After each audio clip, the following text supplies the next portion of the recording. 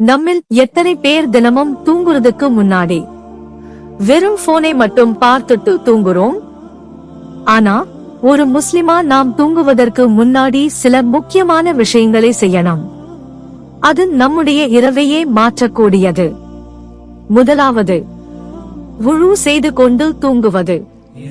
கண்டிப்பா வுழு செய்துவிட்டு தூங்கும் பழக்கத்தை ஏற்படுத்திக்கோங்க. இரண்டாவது, ஆயத்துல் குர்சியை ஓதுங்க. நபி ஸல்லல்லாஹு அலைஹி வஸல்லம் அவர்கள் கற்றுக் கொடுத்த இந்த அமல் இரவுக்கு மிகச் சிறந்த பாதுகாப்பான அமல்களில் ஒன்று. மூன்றாவது, சூரத்துல் இக்லாஸ், ஃபலக், நாஸ் ஆகிய 3 சூறாக்களையும் ஓதி கைகளில் ஊதி உடல் முழுவதும் தடவிக்கொள்ளலாம். நான்காவது, அந்த நாள் நம்மால ஏதாவது தவறு நடந்திருந்தா தூங்குவதற்கு முன்னாடி அல்லாவிடம் மனதார மன்னிப்பு கேளுங்க.